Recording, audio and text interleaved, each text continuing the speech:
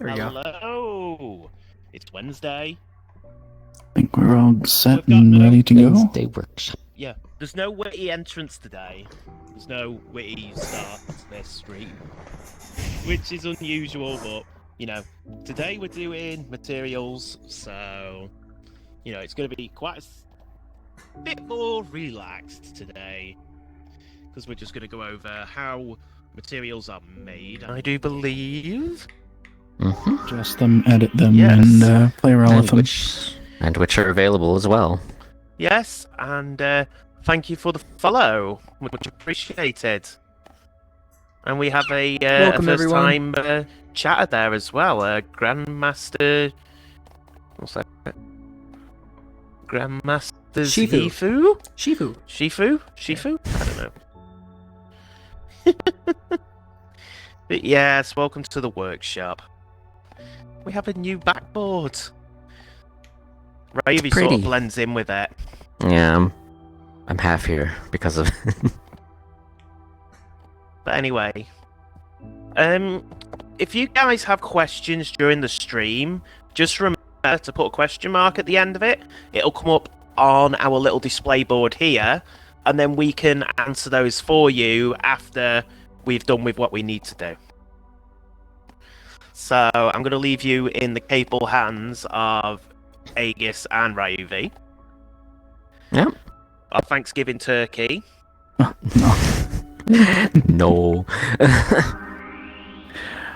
Yeah, this segment of the stream is going to be about, like, just an overview of basics of how materials are created in Neos, how to find them, what tool you use, or tools, because you can use multiple tools to make materials or edit them within Neos, as well as I have laid out a few examples of commonly used materials, as well as more advanced material techniques, whether it be animated ones or just like layering materials with each other.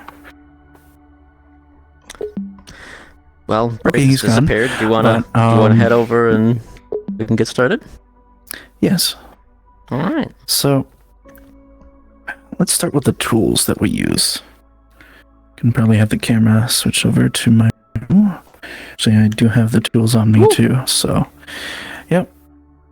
First off here, we have ourselves two different tools we can interface with Neos and its materials specifically. Of course, we got our dev tooltip here, which is located in our essential tools. We can bring that out here. So we got ourselves dev tooltip, and also the material tip right here.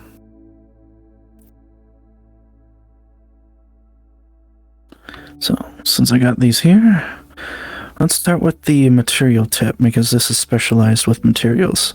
So right away, when you equip it, and you open up the radio menu, you can create new by clicking that. You need a whole selection of different materials.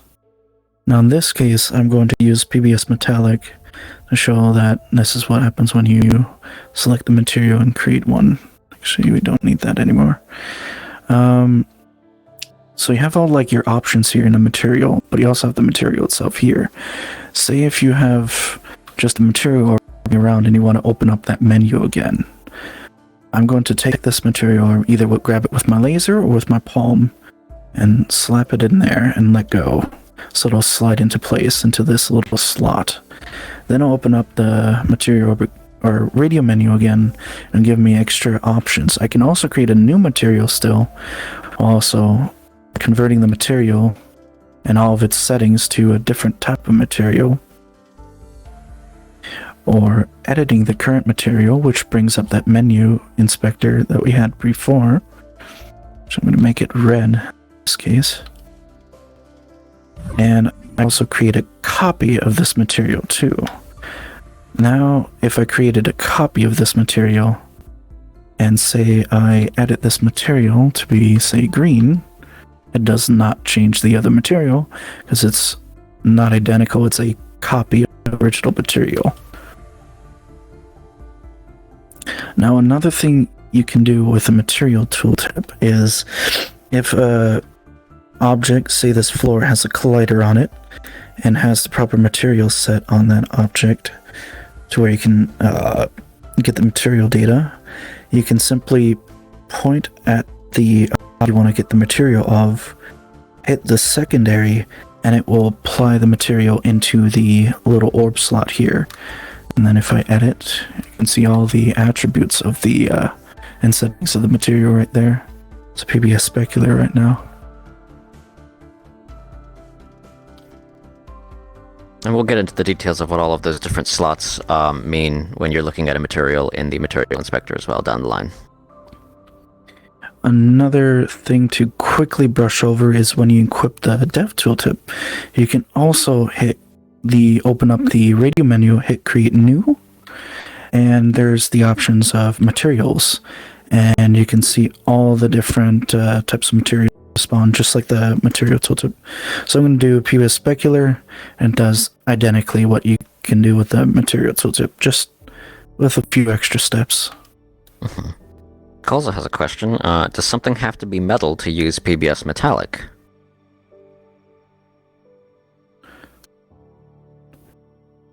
My answer to that would be no. It's useful for metallic things, but you need...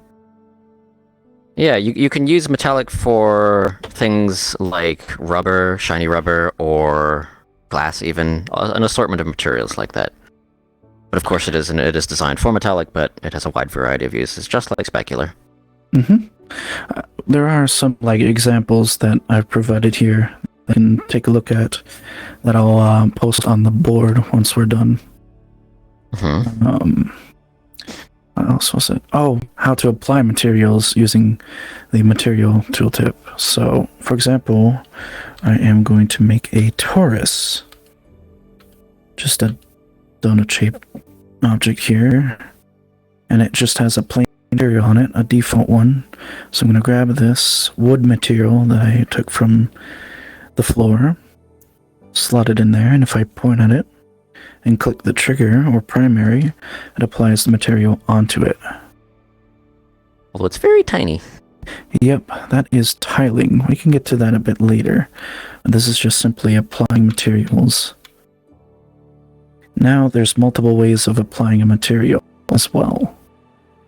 So if I'll make another object here. I'll make a sphere and a cone, for example. So another option in the radio menu when you have a material tooltip specifically equipped is this mode right here where it says ray mode at the moment. So if I click it, it cycles through different ways of applying a material. So if I click it once, in this case, it goes to area mode. Now what area mode is kind of like a mode where I can grab this little disc here, scale this sphere up and down, and if I press primary and drag this sphere over the objects I want to apply this material to, it will apply the material to it.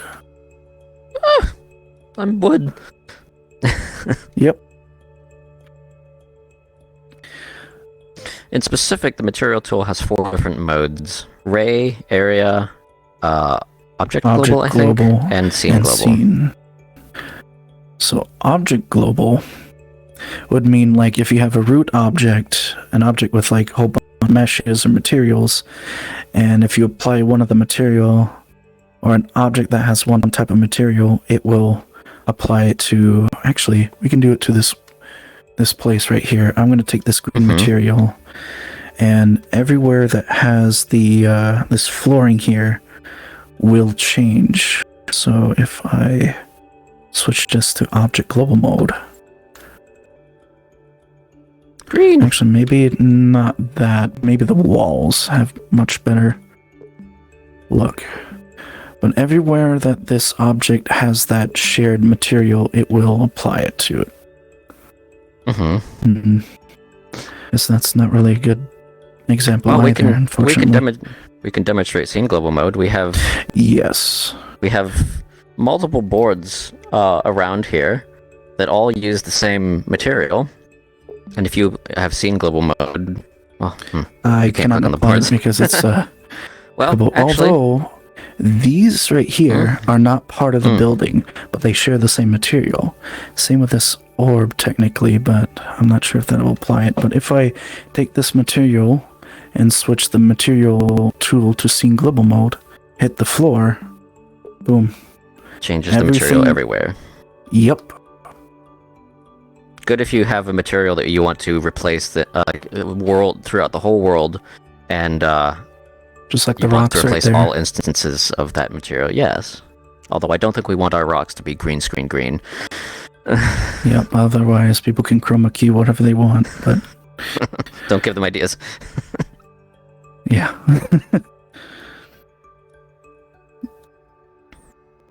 Let me just switch back to ray mode. We got an extra one right here. I'll duplicate these in case. Good idea to have some tools on you. Let's see here. What do we have?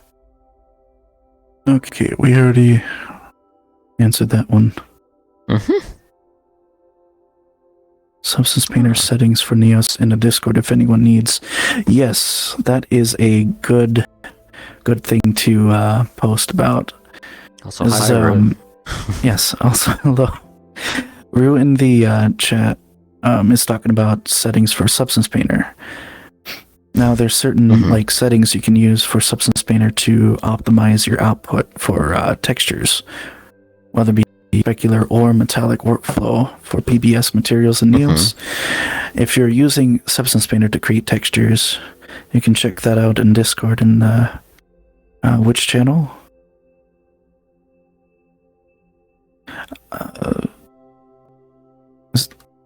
I think it's so documented in a wiki. If not, then it will be documented. Pretty soon. Good place for it is in the wiki.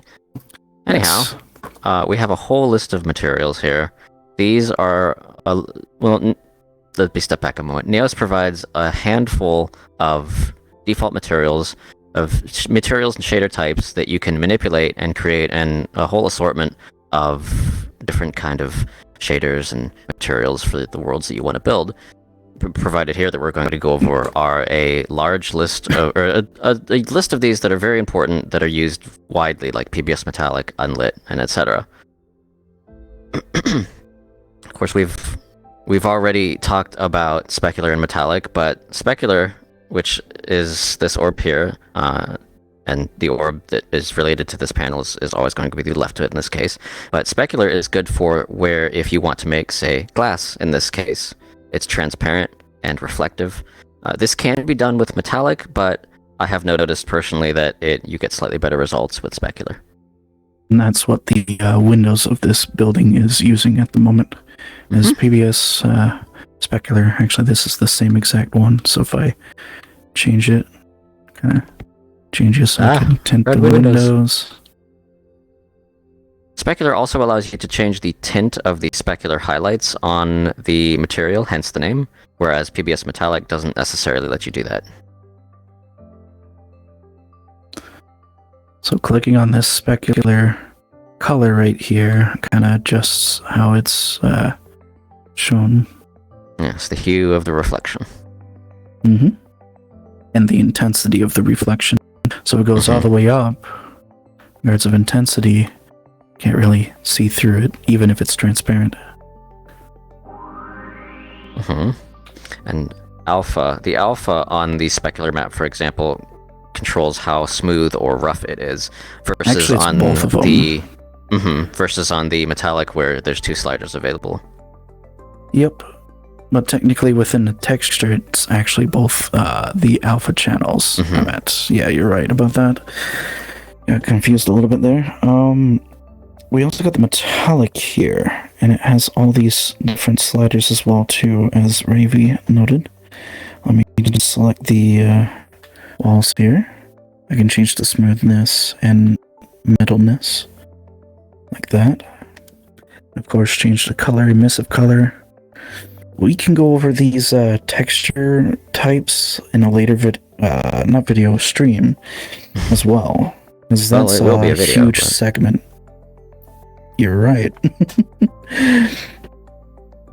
Actually, yeah, there is some things we will go over too. But we'll go over more into detail.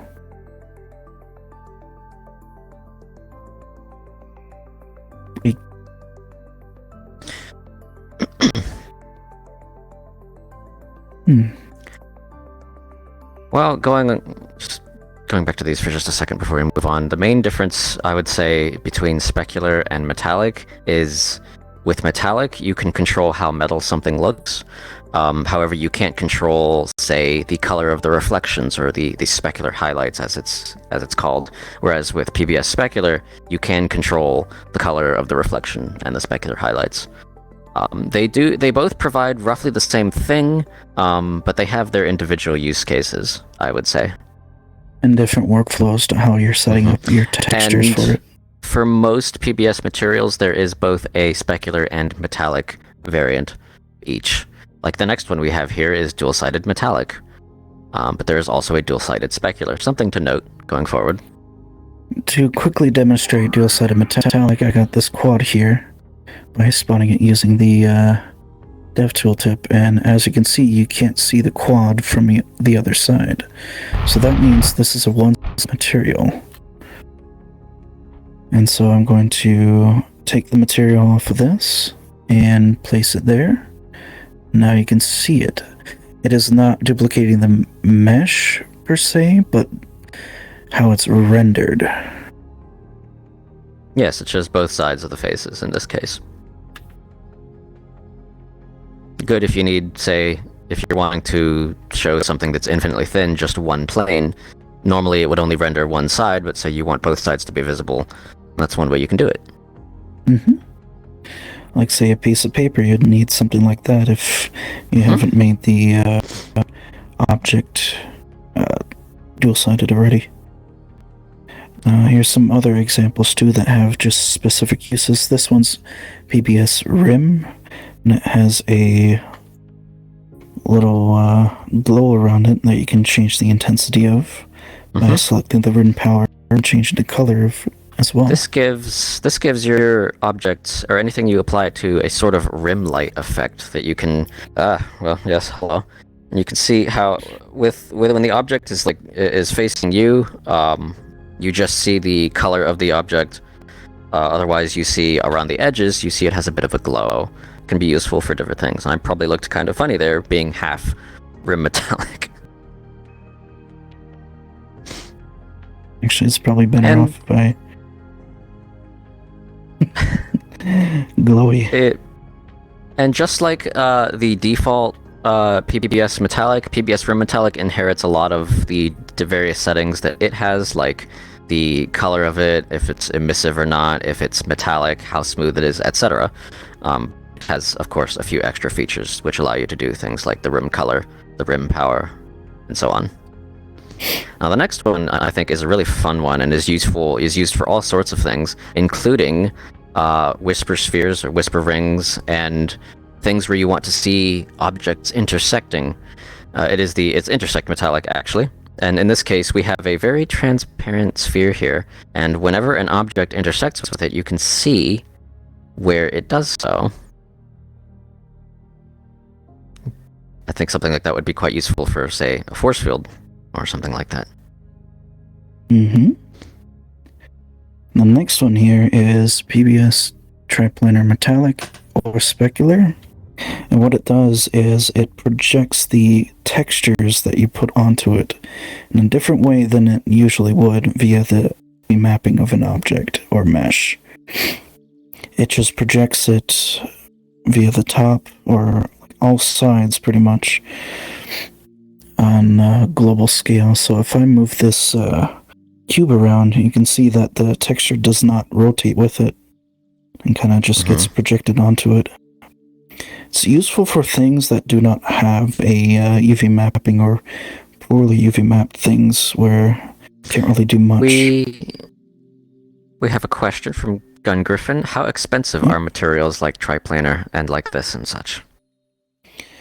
So it depends on like how setting it up in regards of what kind of objects you're going to have in your world. Like if you have a whole bunch of materials that have triplanar, triplanar inherently is more expensive than a normal material. Mm-hmm. And Unlit, for example, once we get to it, is less expensive than a PBS material. Mm-hmm. Generally, the rule of thumb that I follow is triplanar is the more expensive of most materials, but materials like intersect and rim, those are quite cheap, all things considered. I would not worry about the impact of those materials, but you only want to use triplanar if you need to, I would say, because it is a little bit more intensive than the others. And the ones that I've listed here are only just a fraction of like all the styled materials. And some of them are more advanced of like specific workflows, whether it be for terrain splat maps or color masks or multi-UV. Those we can cover in like another segment as well down the road, because that is more specialized in what they're used for.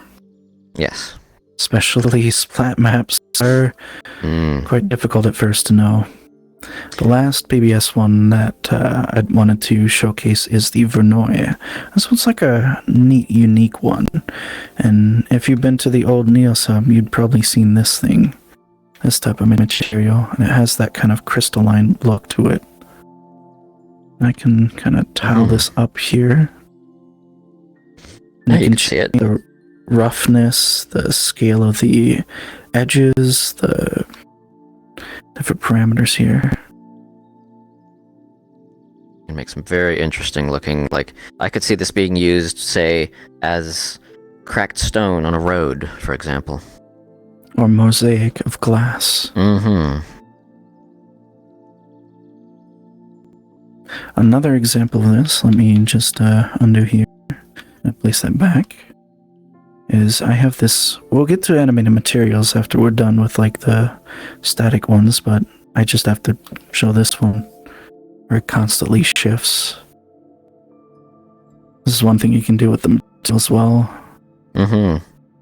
Kind of looks like it's one of the more unique shaders we have available right now. Yeah.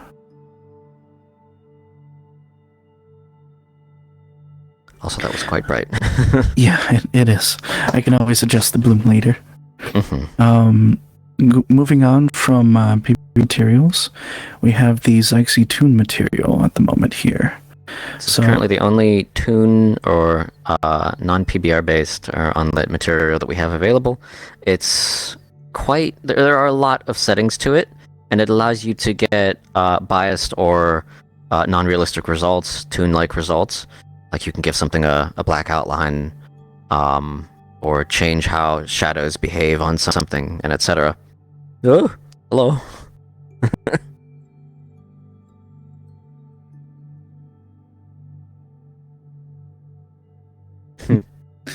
Of course, like all the different parameters on this can be adjusted as well too. Mm-hmm. Which one thing that is good to do with some of these, especially the Zyxy Toon, is to explore the different parameters that are available, because there are far too many to cover in a stream as short as this. Yes. And here we go to the unlit and specialty shaders we got here. So with Unlit, it is unaffected by light, and it's extremely useful for using just for objects that A, are not really needing lighting, or B, emit lighting. See, those ceiling fans have that little kind of edge there that actually is using a Fresnel, but it's a type of unlit material, and it's to kind of emit light in a way, or at least appear that it's emitting light. Unlit, for many use cases, is also one of the most versatile materials because it is used for things like particle effects, lights, and even the Skybox is a form of an unlit material, for example. So anything that doesn't need to reflect, refract, or otherwise interact with the light of the scene is unlit, and the unlit material is a prime example of that, with some special settings that are currently only available to it, like polar UV mapping and things like that. And billboard geometry. As Rampa mentioned as well, the UI is also just unlit. It's just a specialized version of Unlit. And this is a pretty unique material setting too on the billboard geometry. So I have this little dot texture here from the particles. I applied it into here and made it count to kind of give these little dots. So if I apply it here, it only shows all the vertices of the model. I'm going to apply it to Nexolin. Now sometimes it kind of has that like render distance, so if I get close, you can see Nex kind of looks creepy with the eyeballs, but oh boy. But it looks pretty neat for like holographic effects, and it's used for point clouds for 3D scans as well. Yes. Basically, it draws a small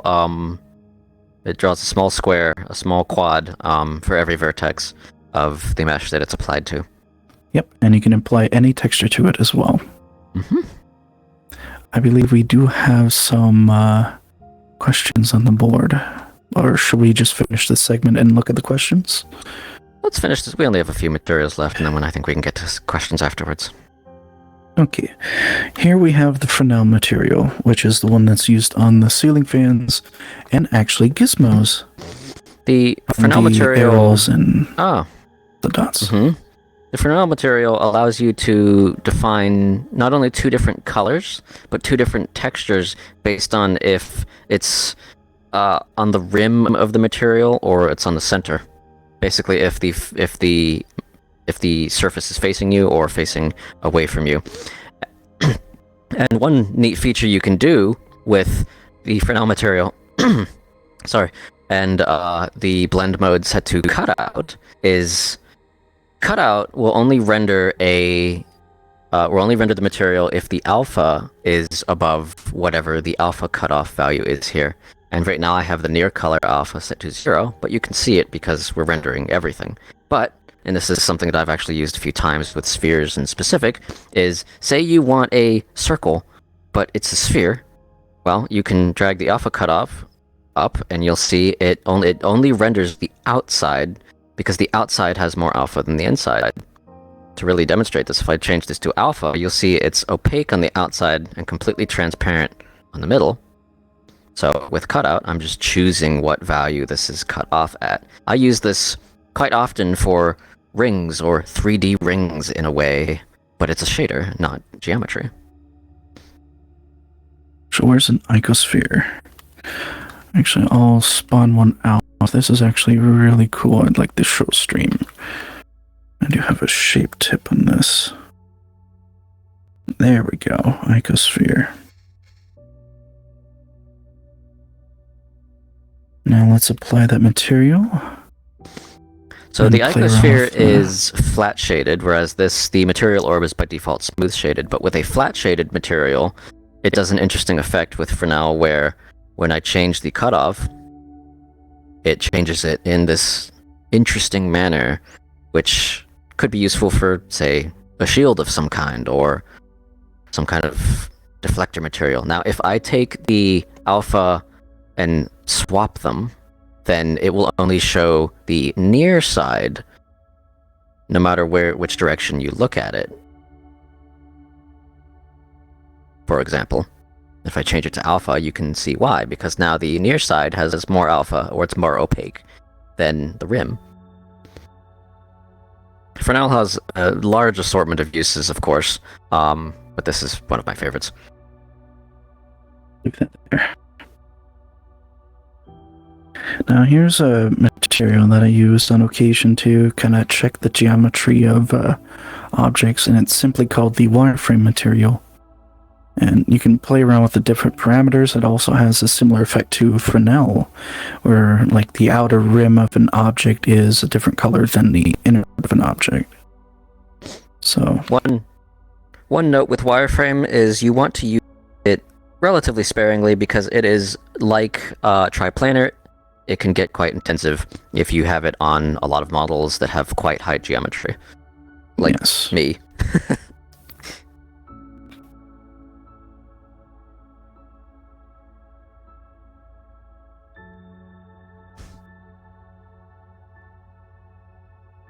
Now, one thing that was touched on earlier was a skybox. At the moment, there is a procedural skybox material being used within the world here, and to kind of go over it a little bit. Oh, wrong folder here. Skybox. There we go.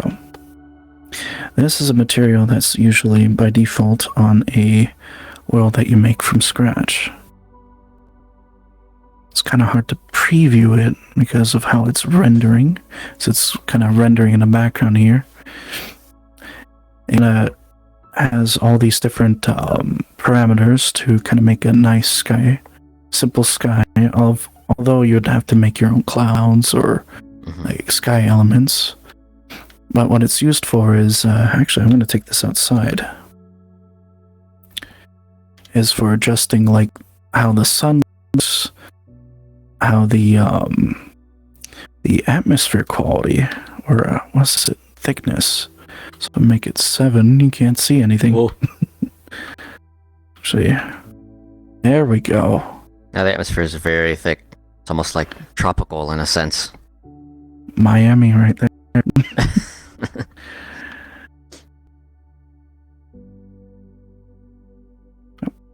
And actually, another thing to kind of play around with real quick is the light tool in its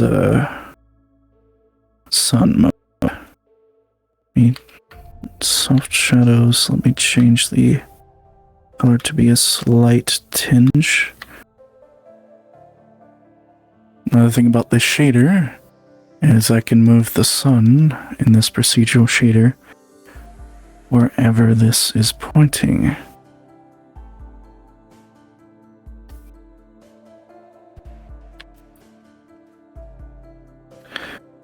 So yeah, let me adjust it to where it was. It's like about there. Someone in chat, Ragnarok, says that's really cool. Yes, you can. There is a tool just to modify the position of the sun. It's pretty neat. Yes. Which, if you know how to manipulate the sun via components or logics, you can make a day and night cycle as well, too. And that is on the Sojourner Island map. If anybody wants to check that out. Now,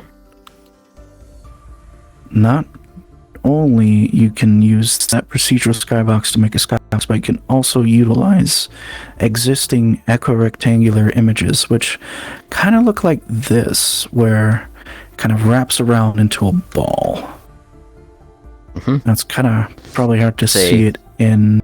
That's what a 360-degree material looks like when rolled out flat, basically.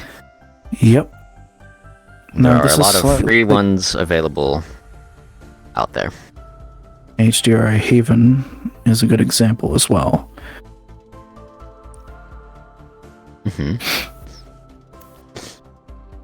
To apply this to the sky, it's quite easy. You just have to get the material in your material orb and click on the sky.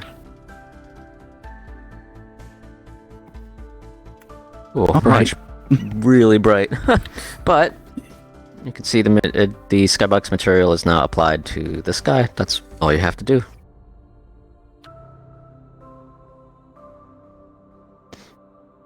There we go. Clouds. That is quite pretty. Actually, I kind of want to keep this. Now, the only thing is, though, with these kinds of things, the sun is still where it was.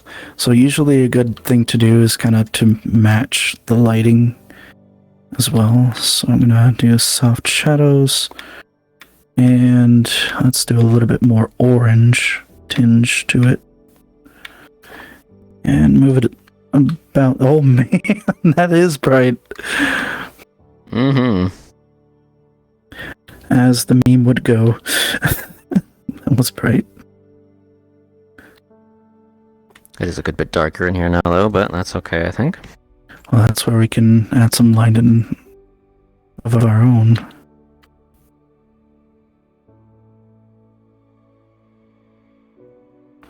I kind of move this up to the ceiling.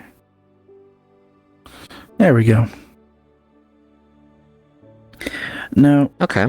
within the materials, there's a whole category of these types of specialty materials called filters. It's kind of self-explanatory of what they do. Now, in this case, one inverts. Yes, that inverts color. I look weird. I'm orange, I think. Yes, you're like more of a yellowish. Actually, putting an invert material on an invert material Uninverts it. Hello. puts it back to normal. And actually, there's another one. If I could bring this out. There we go. The LUT shader. Now, within movies, games, and TV shows or films, I'm not that much knowledgeable on this, but from what I remember, it's like a way of changing color gradients of like lighting. Yes, Is that what an basically, LUT does? quite simply, a LUT is a 3D texture, and basically for every possible value of red, green, and blue and the combinations, you can remap those to some other values, and that lets, for instance, filmmakers make a scene feel warmer or have more contrast, or it allows you to do really crazy things like make all red colors green or something like to that effect. It's used for post-processing, mostly, but you can do some crazy things with it. I'd figured I'd point this out that this also exists within the filters, and you can drag and drop the LUT and a secondary LUT to lerp between them. And we fully support LUTs, so if you have any available, Neos will support those. Actually, let me see. Is it simply by dragging and dropping?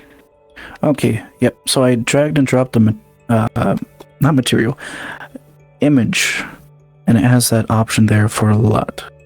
Mm-hmm. So figured I'd leave that there too. Now, Okay. should we check out the questions real quick before we get Yes, into the more before we move advanced to the stuff? advanced, let's take a look at our questions. And get caught up with the chat here. Ragnar asks, how's it going? Going good. Hope you're going well. Going well for you. I think this was asked already when we were doing the... Yes. Where there be foxes? Well, not currently, but maybe. Point cloudy today, eh? I see. I see.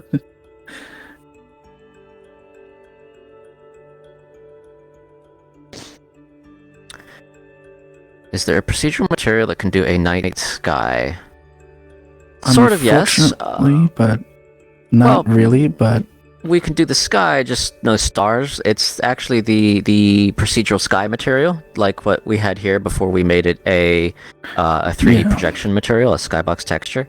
That does support nighttime, but of course it is just the sky color, no stars, no clouds, etc. You'd have to do that yourself.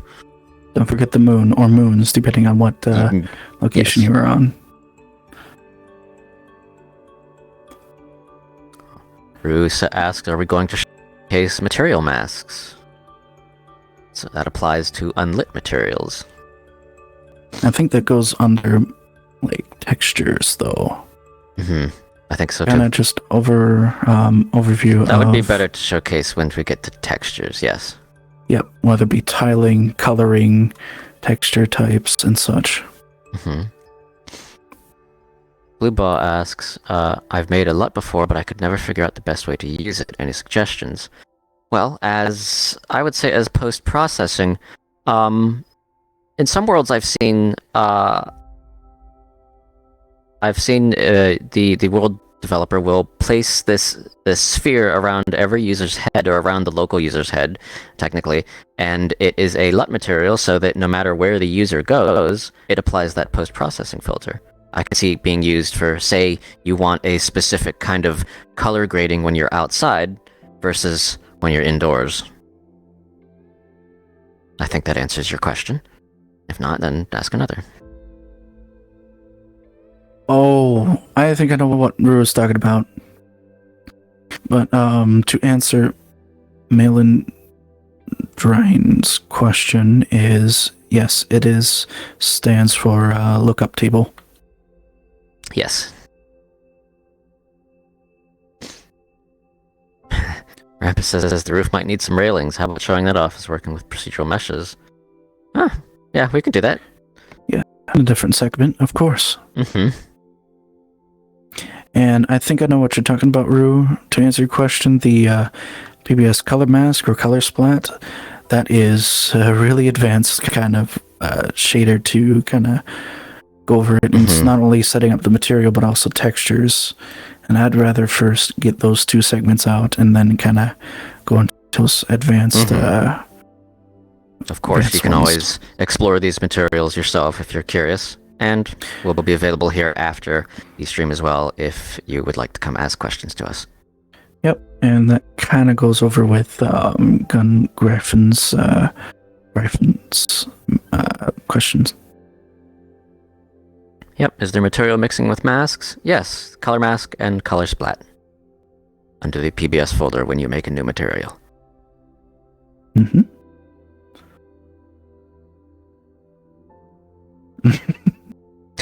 Also, hello, Mrs. Lawyer. Yes, hi business layer, thank you. Yes. Okay. Well, our next small segment is a couple of advanced examples dealing with animation mostly. Yes. And how to layer materials properly as well. So over here, we have an extremely ancient material here. This has been in use for years, actually, but it's quite fun to play around with, especially with like a brush tool.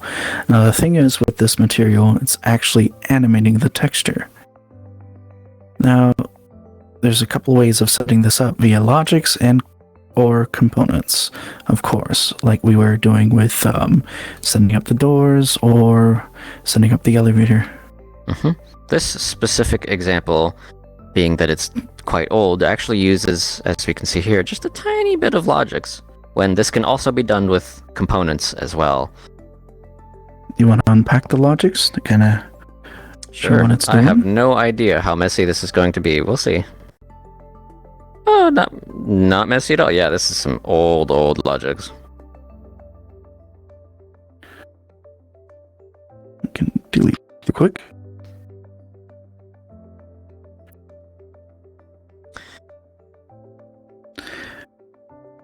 Now, to kind of break this down a little bit here. I think I ordered a new pair of controllers. Okay. What we got here is we're sliding a texture along a UV map, or the mapping here, on its offset. So it's currently sliding down on the Y, or up in this case, so I'll probably just flip that up. So it's taking time, which always goes up, always like goes at a constant pace. Take the X and Y value, which that is what the offset is in. It's a And you float can only too, specifically. Yep. You plug it into the Y value, and you can see here it's going up. Then you plug it into the texture offset here, and you can see it's lighting this emissive map texture along the UV of this brush Now, to kind of showcase that this actually is a brushstroke, I Also can going paint this to- live as well. Pack this while we're at it. Yep. Now, since this material is animated, if you were to just save the material orb right now and, have an animated material, it wouldn't save with it, because right now we have the logics is separate from the material orb. Just similarly, if you were to save just this brushstroke, the logics is not packed under it, and neither is the material. So you need kind of all of these components in one to be able to preserve anything that you're driving or animating on your materials. It all has to be saved together. In this case, we have everything attached to this box, and over here we can see we have our visual, which is our brushstroke, the material here, and underneath its on slot is our PBS metallic material, which is being driven here, as you can see. We also have the logics that we packed in what we just showed a moment ago. So when we save the box, since all of these are underneath it and the logics is saved with the material, then it will continue to be animated even if you spawn it out again in another world. That's a key thing to remember. I've seen some users where they will spawn out the material orb and pack the logics to the orb, and then they will apply that material to another object, but then when they go to save the object and they spawn it out later, oh, it's not animating or it's not doing what they wanted to because it didn't save with the logics. It's a key thing to remember, I think, when you're messing with animated materials and such. And say if it's in a world and you have an object that has it, you can either hide it outside of the world or just hide it in the inspector and set it to the world origin. It's usually what I do. I make a little subfolder. Actually, we can kind of go in here, got map assets, and say if I make a folder named materials here. A slot folder. I guess they're one and the same. Yeah.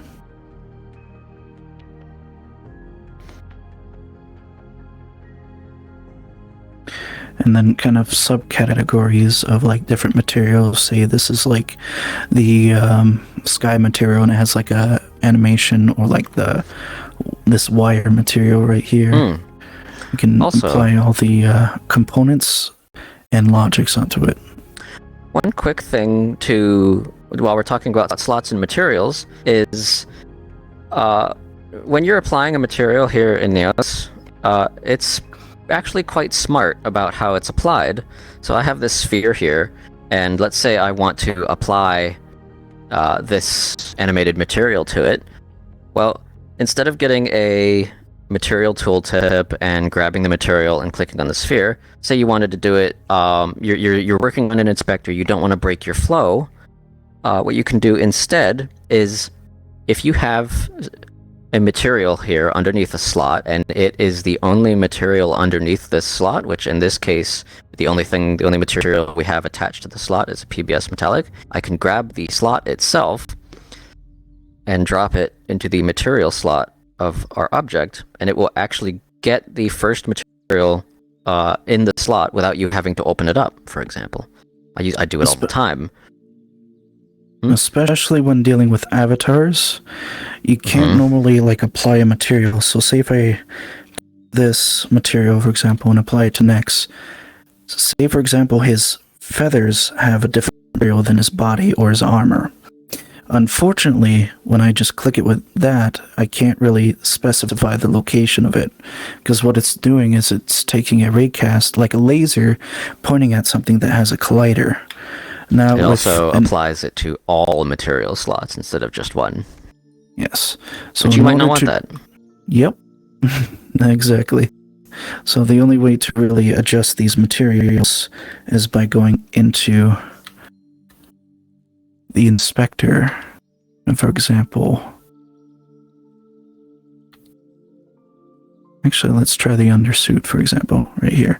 So you have your list of materials, and you can just drag and drop a material onto it, and it would only apply to that specific material. Interesting. You're giving yourself ideas now. If it had hexagons, would be pretty neat looking. So going on from there, here's our here's some more specific examples here of me just messing around with either procedural meshes and textures. So right here I have a ring mesh. So if I grab this is what the ring mesh looks like. It's like a constant strand of quads going around in a circle. So if you slide the texture around, it goes around in a circle. So I'm like, okay, if I make something going around in a circle, I could take something like this, like just a single strand, make it look like a blade of a propeller, gonna spin it around like that. Nothing in this model is spinning, it's just a texture that's sliding. So it's kind of like a neat little trick here. This is also a good demonstration of what we're doing over there with a panning material. We're doing exactly the same thing over here. We're controlling the texture offset, but instead of doing it with Logix, we're doing it with the Panner 2D component, which is located under Transform. Which actually I'll show you where that is because it's a very useful component. Transform drivers, and you have Panner 1D up to Panner 4D. In this case, we're using a Panner 2D because we're only driving something with two values. X and a Y. And here's another example of Panner 2Ds. Now, in this case, there's two types of texture offsets, a detail and a regular texture offset. So as you can see this waterfall texture, you can see like parts of the waterfall kind of overlapping. That's because there's two different normal maps overlapping each other and going at different speeds down it. And the last example that I wanted to provide is I literally made this actually today. So I wanted to make some neat looking wireframe orb here. And the thing is with this, it's actually made up of 3 different materials. You got the wire material, you got an unlit material with that billboard effect, and you got a PBS metallic with that gold finish on it. Now how I did this is simply by going to the mesh renderer here, duplicating it, putting one of the materials on it, and then putting the second material on the second mesh render and duplicating it again on the third. This is called shader stacking, and right now it is the best approach to shader stacking. You'll notice it requires 3 mesh renderers, which means you're rendering 3 times the geometry, but if you need a specialized look like this, then this is the best way to approach it right now. Also, Succulent Cactus asks, so is this a dev of Neos? And yes, Aegis and myself are team members. And excellent. Yes, and a very secret Wraith. Wherever you went. But I think we have about just a few minutes left, and I think now would be a good time to go to general questions and answer the single question that we have. Ah, there's Wraith. I think. Yes, I'm here. Well, speaking of Quiet Wraith, there he is. Yeah, So- I've been skulking around in the background, hidden and invisible, so no one could see Yep. me. And no, I am the real Nexalon, everyone in chat. I just had my mic muted because I didn't want to interrupt Aegis and Ryuvi with their lesson. Ooh, hiccup. Oh, I'm getting out of the way of the question board. I'm in the way of the question board. Don't be in the way of the question board. Thank you for the follow. So yeah, do you have the question board? There? Oh yeah. There Yes, is. it's No, not really. right there. Yep. Nice. If you have any questions about materials or anything of the sort, anything we just went over, now's the time to ask. Yeah. And yes, gonna Rue is also in the content team as well of Neos. Yeah. Rusio actually brought up an interesting point. The stuff that we're just doing, that is not limited to us, per se. Anyone in Neos with builder permissions and such can edit the materials, change the world, and create these worlds how they see fit. Yes, Exactly. Succulent. The question With board these is in two game as well tools. as the Twitch Yep. chat as well, and we can see all the Twitch chat as well as the questions board right through there. You can see you asked the question there with a question mark at the end, and it showed up on our board. Yeah, everything we use on stream especially with the workshop streams, is available to you guys in Neos as well. I just remembered too where to find materials to use as well and mess around with. And also, Yes. I kind of wanted. This will probably be covered in the monthly recap, but within Neos Essentials, I've been going through, and a couple other team members as well, and organizing all the different folders within it. Especially right now, at first, you'll see there's a new folder here called Assets. And within there, I've been moving slowly and kind of tailoring all these different folders here of different assets to use. Now, given there are some that still have yet to be added into there, like, actually that hasn't updated. I just moved textures and sprites, actually. But things like sound effects, skyboxes, materials, and music have still yet to be moved there. But to showcase materials at the moment, this is a huge collection of CZ0 and homemade materials by us. Free to use for anyone in the community. Yep, it's all CC0. Actually, right at the top left, you also have animated materials here too. Including the very first one, which is what we showcased over there. Yep. It's ancient. I was gonna say it's older than me. And you. Yeah. Yep, that's where you can find a lot of materials, but of course, if you have materials that you want to bring in that either you've made or have found outside of Neos, bringing in the various textures and setting them up how you want is pretty easy too, and we will be probably going over that when we go over textures as well. So I have a I'll just question leave that actually up there. myself, because I'm not sure how to do it. Is it pretty simple to set the slicer material to cut off a material from an object? Like, let's say if I want to take a cube and then slice the material and use the slicer, would it be possible to show that? We have not covered the slice material. It's kind of like a No. more advanced one as well. It is. It has a little bit of setup.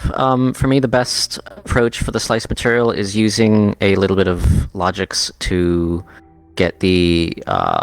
You can use another object to slice the object, for example. Okay, so it's not just components, you need a little bit of logic. Yeah, there's a little bit more. It's a little bit more involved. Understandable. And yes, there is a tooltip to easily set it up, but it might not give you the exact results you're looking for. So this is a great question by Zachary Dragon. Says, I've often been annoyed at finding, say, a carpet texture that's colored red, but I can't seem to color it, say, brown or beige in Neos. Is there an easy way to do texture recoloring? So how about you guys actually show pulling out a texture and recoloring it? I think that would be a good one to show off. I can do that right now. Yeah, So I'm going to take a depth texture shift tooltip in, yeah. and get a box here. Kind of Probably scale gonna that need an down. actual texture though. Oh yeah, I'll provide that too. Okay. It's actually within the textures and sprites. There is a fabric texture that Rue made. So I get a material tooltip and create new. I'm gonna go. I think PBS Specular would do. Yeah. Either Yeah, would we'll do in do this case, specular. but specular tends to bring out vibrancy and colors. Alright, so here we go. I'm going to drag this, place it right there. Whoops, I forgot it kind of deletes that when I delete the material orb. And I will actually go into the textures and sprites and images folder and go to normal maps, fabric, and spawn this one out here. It's kind of hard to see, but if I apply it right here and kind of change the color here, how I'm changing the color, I'll make this large. Okay, hold on. I'll rearrange these a little bit. There we go. Do note that you are smooth POV right now. Oh, okay, thank you. That makes it easier. No. Alright, so clicking the albino color here, I can change the color of this material right here. Now, if there's say a texture in there, I'm gonna find a pattern texture to put on there. Or like some kind of noise. Yeah. Do you have a pattern texture to put on there? Aegis, what you're kind of going through right now isn't really answering the person's question. All they need to know is taking albino texture and recoloring that. So pulling it out from the albino texture and retexturing it. That's what Do it. Oh, Aegis, change the color of the blueprint. Yeah, there you go. Do something like sorry. that. No problem. Yeah, just pull the texture out, edit it, and then so what he's doing right now, he's pulling it. Aegis, slow down, because this is something that you're trying to teach them. You got to grip it and then pull trigger from the texture there. There you go. Edit. Yep. So basically, what we're doing this is dipping into textures a little bit, but with a texture in Specular, you can grab it just like any other item and spawn it out. Now, this is inherently blue. We might not want it to be blue. So to recolor something, there's a few options that you can do. If you want to color something using the albedo color here, then if it's blue and you want to make it red, it won't look correct. So you would want to, say, convert to grayscale. And that will process. And now it's gray. Now, using the albedo color here, we can make it red, for example. So, say you brought in a carpet texture which is red, you can convert it to grayscale, and then color it however you like using the albedo color provided. I think that answers their question. The other way, though, is, remember, this did have white on it, and now we've lost that white definition. So if you go back from converting it to grayscale now, you can also use the hue shifting as well. Yep. I will shift forward by a quarter, which is 0.25, and now it's, wow, magenta. Yep. But the white I'll is keep that- preserved. Yep. I'll keep that detail. Hue shift is a really great one. Oops. Yes. I want ours to be a blueprint, not a pink print. Cool. And to Thank note, for every answering time that, you guys. adjust can come back over here. If you adjust the texture, the larger the texture, the longer it will take to adjust it. Yeah. Cool. Glad to have it answered all of that for you there, Zerky Dragon. Yeah. And Now, yeah, as I say, I don't think we've got any more questions now. Yep, we're on the 1 hour mark. What I will say is, what I say all the time, is just remember, guys, this world will be open for you guys to join. We will be opening up very shortly.